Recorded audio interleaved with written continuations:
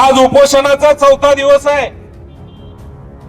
उपोषण करते समाधानदादा फटे असतील, बाळासाहेब जगदाळे असेल, राहुल पवार असेल, आमचा गणेश लामकाने असेल, यांची प्रकृती खालावत जाते।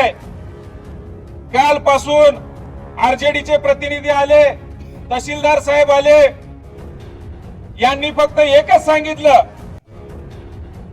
की तुम्ही उपोषण थांबवा, उपोषण सोडा, तुमच्या प्रकृतीची काळजी घ्या। या लोकांना माझा एक प्रश्न आहे, आमची शेतकऱ्याची पोरं इथं उपाशी मरायसाठी आले ती गाव, त्यांना काय इथं आत्महत्या करायची आहे का? तुम्ही जर अशा प्रकारे आमचा प्रश्न न लक्षात घेता आम्हाला उपोषण सोडायचे सल्ले देत असाल तर तुमच्या सुद्धा ऑफिसला येऊन आम्ही आता कुलप लावल्याशिवाय स्वस्थ बसणार नाहीये, तुम्ही ध्यानात ठेवा। आम्ही इथं उपोषणाला बसलोय आमच्या उसाला दर पाहिजे म्हणून, आणि तुम्ही इथं आम्हाला सल्ला देताय उपोषण सोडा म्हणून। म्हणजे आजार हल्याला इंजेक्शन पकारीला द्यायचं हे प्रशासनाचं काम चालू आहे। खरं तर या सोलापूर जिल्ह्यातल्या आरजेडीचं काम होतं, या तालुक्याच्या तहसीलदारचं काम होतं। आज उपोषणकर्त्याची प्रकृती चिंताजनक आहे। पंढरपूर तालुक्यामध्ये कायदा सुव्यवस्थेचा प्रश्न निर्माण होऊ शकतो। शेतकरी आणि कारखानदारांमधला संघर्ष मागच्या 2014-15 प्रमाणे उभा राहू शकतो। हे सगळं माहीत असताना सुद्धा पहिल्यांदा या बेजबाबदारपणे वागणाऱ्या अधिकाऱ्यांचा मी या ठिकाणी जाहीर निषेध करतो।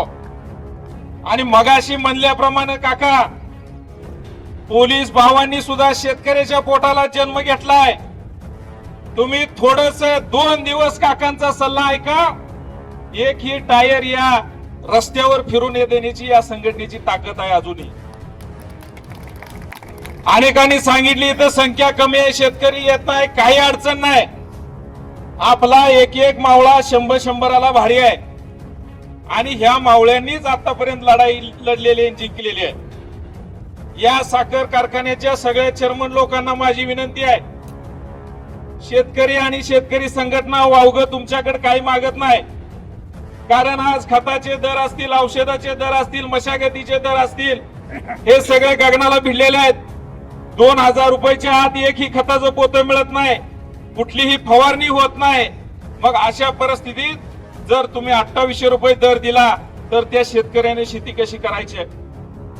आज सांगली कोल्हापूरच्या साखर कारखानदारांमध्ये दर जास्त देण्याची स्पर्धा सुरू आहे, परंतु सोलापूर जिल्ह्यातल्या साखर कारखान्यामध्ये कमीत कमी दर देण्याची स्पर्धा सुरू केली या घड्याने। जरी आम्ही एखाद्या संस्थेत पदाधिकारी असलो तरी सुद्धा त्या ठिकाणी शेतकऱ्याचे प्रतिनिधी म्हणूनच काम करतोय, आणि आमच्या चेअरमनना सुद्धा आम्ही सातत्याने या ऊस दरावर तोडगा काढण्यासाठी आम्ही बोलणी करतोय। इथं आमचे गाजरे संचालक आहेत, काळे संचालक आहेत, कारण शेतकरी हित आम्ही सातत्याने जपत आलोय।